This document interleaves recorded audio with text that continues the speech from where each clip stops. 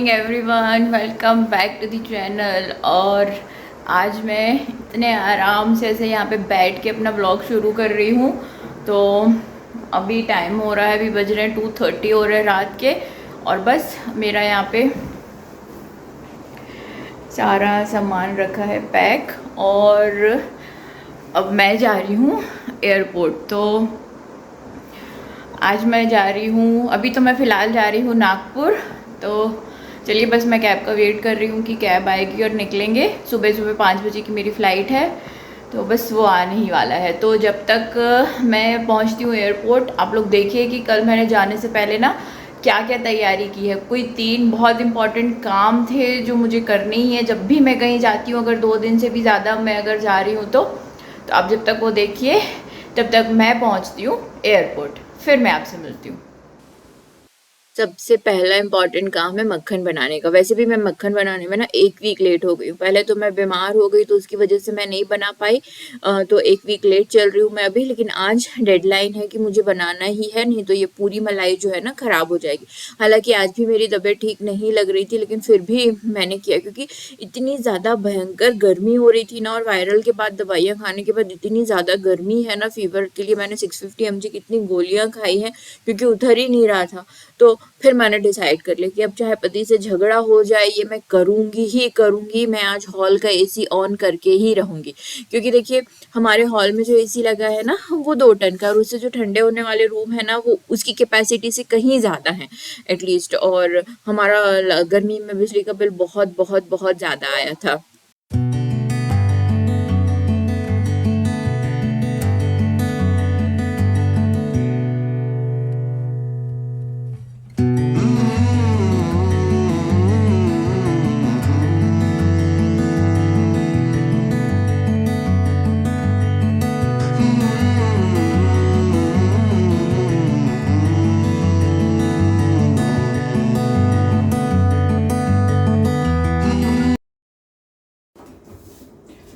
तो एक इम्पॉर्टेंट काम तो हो गया कि अब बस एक बार ही घी में बॉईल आ जाए अच्छे से, तो ये होता रहेगा। दूसरा इम्पॉर्टेंट काम करना है, तो चलिए वो कर लेते हैं।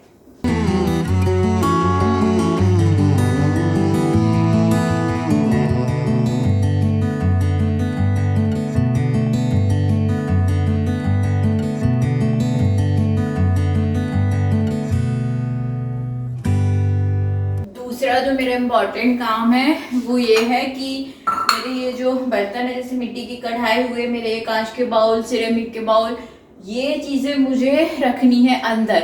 क्योंकि ना बर्तन तो हाथ से धो लेंगे नहीं, क्योंकि वो डिशवॉशर में जाएंगे। तो जब तक ना सारे बर्तन खत्म नहीं हो जाते, मेरे हस्बैंड डिशवॉशर में बर्तन देते ही नहीं है। मतलब वो जोड़ते जाते हैं। तो नॉन स्टिक के बर्तन के लिए डिशवॉशर नहीं है ना, उनकी जो कोटिंग है वो सारी खराब होती है ग्रेनाइट की। तो ये सारे बर्तन मैं रख के जाऊंगी अंदर। वैसे भी वो यूज नहीं करेंगे, पर डर लगता है, क्योंकि ये सारे बर्तन जो है ना, ये मेरे फेवरेट है, मेरे रेसिपीज के हैं। मतलब एक चीज मैंने ना बहुत देख के खरीदी है। भले बहुत कम है ये, लेकिन फिर भी वो अटैचमेंट होता है ना कि घर से आओ जब, तो कोई भी चीज अगर खराब मिले तो ये बर्तन मैं रख दूंगी अभी अंदर।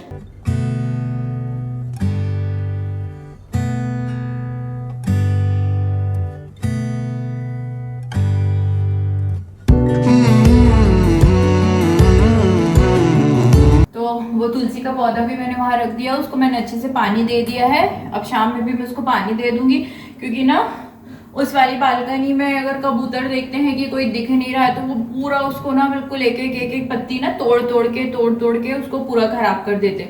और हस्बैंड को रोज ध्यान भी नहीं रहेगी कि उनको पानी देना है। वीकेंड वो पानी देंगे। तो यहाँ पर धूप भी थोड़ा सा कम आती है। देखते हैं घर आने के बाद ही दोनों पौधे मिलते हैं कि नहीं मिलते हैं।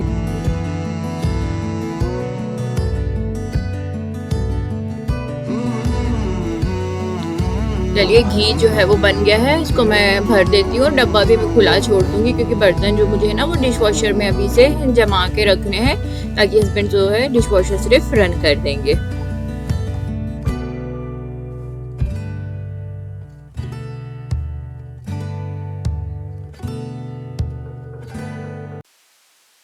चलिए आ जाते हैं बैक टू द एयरपोर्ट। तो मेरा यहाँ पे है सारा कुछ हो गया है, चेक इन मैंने कर लिया है, सिक्योरिटी चेक मेरा सब कुछ हो गया है। तो देखिए प्लांट्स को भी इन्होंने इतने अच्छे से यहाँ पे ना लगा के रखा है एयरपोर्ट में। और जब से अदानी ने टेक ओवर किया है यहाँ का जो भी एयरपोर्ट है ना, उसके बाद से यहाँ पे क्लीनलीनेस, हाइजीन, सारी चीज़ें बहुत अच्छी हो गई हैं। अदरवाइज पहले अहमदाबाद का एयरपोर्ट ऐसा लगता था जैसे हम रेलवे स्टेशन पे आए हैं।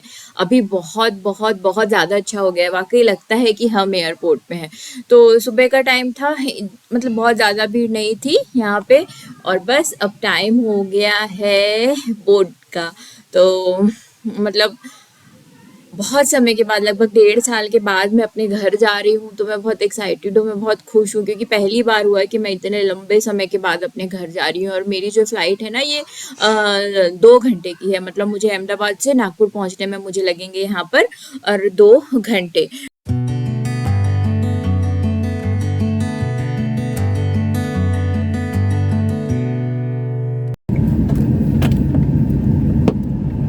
Now the time is 4:35 AM in the morning. नमस्कार, कृपया अपने बड़े बैग्स को अपने निर्धारित सीटों के ऊपर वाले ओवरहेड बिन्स में और छोटे बैग्स को सामने वाली कुर्सी के नीचे रख दें। उड़ान के दौरान आप अपनी निर्धारित सीट में ही बैठे रहें। उपलब्ध जलपान का चयन करने के लिए कृपया हेलो 6E मैगजीन में हमारा मेन्यू देखें या अपने ई बोर्डिंग पास पे QR कोड को स्कैन करें।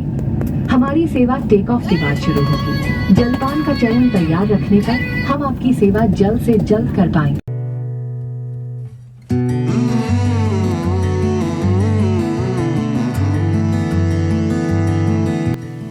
तो बस मैं नागपुर में लैंड हो गई हूँ और मेरी 2 घंटे की फ़्लाइट थी, बट मैं 1 hour 45 minutes में मैं पहुँच गई हूँ। मेरे भैया यहाँ मुझे लेने के लिए आए हैं, तो वो बाहर ही मेरा वेट कर रहे हैं। बस मैं अपना बैग कलेक्ट करूँगी और उसके बाद फिर हम निकलेंगे घर के लिए।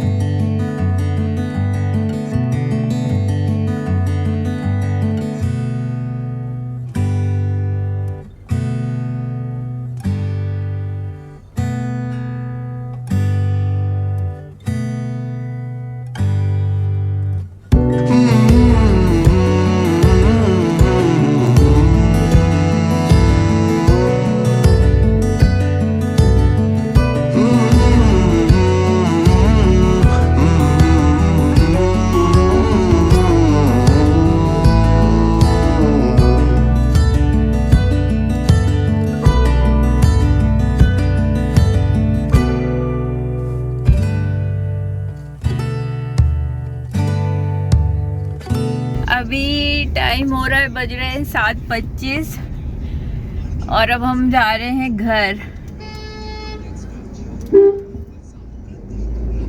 अभी हम जाएंगे यहाँ से सिया को लेने। अगर सिया साथ में घर जाएगी तो सिया को लेके जाएंगे, नहीं तो फिर हम और भैया वापस घर चले जाएंगे। और नागपुर में हुई है बारिश आज, वेदर ठंडा है।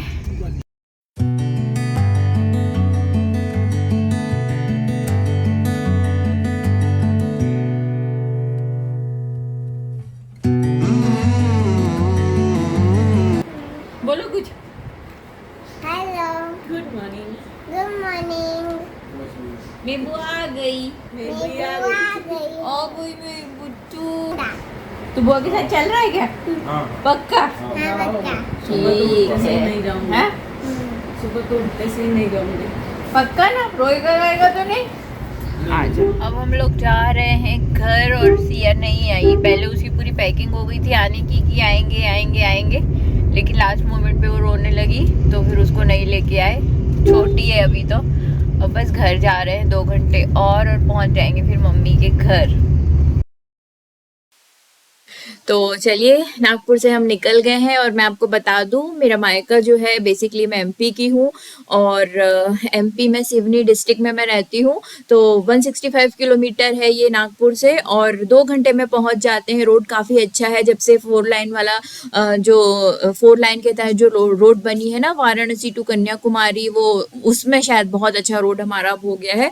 तो बिल्कुल भी प्रॉब्लम आपको बाय रोड आने जाने में नहीं होती। हमारा लगभग वीक में एक बार नागपुर आना जाना होता होता ही है, मेरे भैया का सारा बिजनेस जो होता है वो नागपुर से होता है, तो मतलब मेरी भाभी का मायका भी नागपुर में ही है। मैं बुलाऊंगी अपनी भाभी से कभी आपको, क्योंकि ना आज मैं उनसे आपको नहीं मिला पाई, क्योंकि मुझे सिया से मिलने की इतनी ज़्यादा एक्साइटमेंट थी ना कि मैं नहीं मिला पाई। और वो अभी अपने ना मायके में है, तो वो क्यों अपने मायके में है तो वो आगे भी मैं आपको बताऊंगी कि वो क्यों है। अच्छा, ये जो आप देख रहे हैं ना, अब यहाँ पर ये आएगी एमपी और महाराष्ट्र की जो बॉर्डर होती है ना, वहाँ पे जो RTO है कहना चाहिए शायद, तो बहुत अच्छी तरीके से एक तरफ एमपी का एक तरफ महाराष्ट्र का बना हुआ है। और जैसे ही आप एमपी में एंटर करते हैं ना, एक अलग तरीके की ग्रीनरी आपको दिखाई देने लगती है। तो एमपी जो है ना वो वन क्षेत्रफल के मामले में जो है ना वो दूसरे नंबर पे आता है इंडिया में, तो ग्रीनरी एमपी में देखने लायक बनती है। इस बार मैंने प्लान किया था कि मैं जो है ना, मेरे ध्यान से निकल गया था कि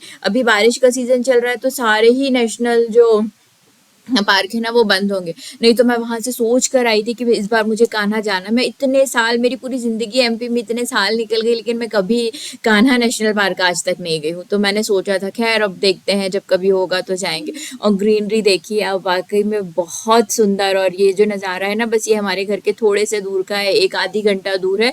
और जैसे जैसे अब गाँव में एंटर करते हैं ना, ग्रीनरी और भी ज़्यादा होती जाती है। ये जो अभी आप देख रहे हैं ना, ये जो बनाई उन्होंने दोनों तरफ शेड, इसके तरफ जो है घना जंगल है, तो जंगली जानवर रोड तक ना आए, इसलिए शेड आपको पिक्चर में तो काफी छोटे दिख रहे हैं लेकिन काफी ऊंचे ऊंचे हैं। और ये जो शेड है ना, ये काफी लंबी दूरी तक है। अगर आप एक बार इस रोड में एंटर कर जाते हैं ना, तो फिर बीच में आप कहीं से भी या तो सिर्फ आप यू टर्न ले सकते हैं, बाकी ना तो आप गाड़ी साइड में रोक के उतर सकते हैं, बाकी ये शेड बहुत लंबी दूरी तक जाते हैं। तो ये जो रोड है ना, ये देखने लायक यहाँ पर बनाया हुआ है कि जंगली जानवरों को बिल्कुल भी हार्मफुल नहीं होना चाहिए। हमारा जो पोल्यूशन है और जो चीजें हैं, एक जगह तो उन्होंने थोड़ा सा ब्रिज ऐसा ऊंचा बनाया है ना, कि इतना ऊंचा उन्होंने बनाया है कि अगर एक हाथी क्रॉस करना चाहता है ब्रिज को, जंगल के ऊपर वो बनाया हुआ है, तो वो नीचे से बहुत आराम से क्रॉस कर ले और उसको कोई भी नुकसान ना हो। तो ये एक अच्छी बात है यहाँ पर कि इन्होंने बहुत अच्छे से बनाया है। अभी ये जो चल रहे हैं ना, ये कुरई और खवासा के जो घाट है ना, वो जब यहाँ पर ये शेड नहीं लगे थे तो आप खिड़की से बाहर झांक नहीं सकते थे। मतलब ये इतने ज्यादा डेंजरस है, एक तो बिल्कुल ये ना स्पाइरल शेप में घाट थे और ये बहुत ज्यादा डरावने, इतने गहरे हैं कि अगर कोई बस या कभी एक्सीडेंट में नीचे गिरेगी ना, तो उसकी कोई चीज आपको मिलेगी ही नहीं, ये इतने ज्यादा गहरे थे। तो बस अभी हम लोग घर पहुंचने ही वाले हैं और बहुत एक्साइटेड हूँ मैं इस बार घर आने के लिए, क्योंकि बहुत टाइम हो गया मुझे घर आए हुए, बहुत ज़्यादा। 1.5 साल मेरे लिए बहुत बड़ी बात होती है। मैं हॉस्टल में रहती थी, जब मैं हर वीकेंड पे मैं घर आती थी, क्योंकि मैं इतनी होम सिकनेस मेरे में है कि मैं 1 वीक से ज़्यादा रह ही नहीं पाती थी, मुझे सैटरडे संडे अपने घर जाना ही होता था। ये बहुत हुआ तो 15 दिन में मैं घर चली ही जाती थी। तो बस मैं पहुँच गई हूँ। और ये जो ब्रिज है ना, ये हमारे यहाँ जो रिवर है वहाँ का ये ब्रिज है। बहुत सारी मेमोरीज जुड़ी हैं। कभी हम घूमने अगर आना होता था तो ब्रिज जाना है, मतलब बहुत बड़ी बात होती थी कि हम ब्रिज तक घूमने गए थे हम। तो बस घर में पहुंचने ही वाली हूँ। व्लॉग काफ़ी लंबा होता चला जाएगा, इसलिए इस व्लॉग को मैं करती हूँ यहीं पर एंड। वीडियो पसंद आया हो तो लाइक ज़रूर कीजिएगा। चैनल को सब्सक्राइब नहीं किया है तो प्लीज़ मेरे चैनल को सब्सक्राइब कीजिए। मैं कल फिर मिलूंगी आपसे एक नए वीडियो में। अपने मायके के नए वीडियोज़ में आपके साथ शेयर करूँगी, तो आप देखते रहिए बरखा के फंडे। गाँव की लाइफस्टाइल का ना अपना ही कुछ मज़ा होता है। बस मैं अपने गाँव में एंटर कर ही गई और मैं प्रॉपर गाँव में नहीं रहती हूँ, एक कस्बा है, मैं वहाँ पर रहती हूँ। तो बस मेरा घर आने ही वाला है।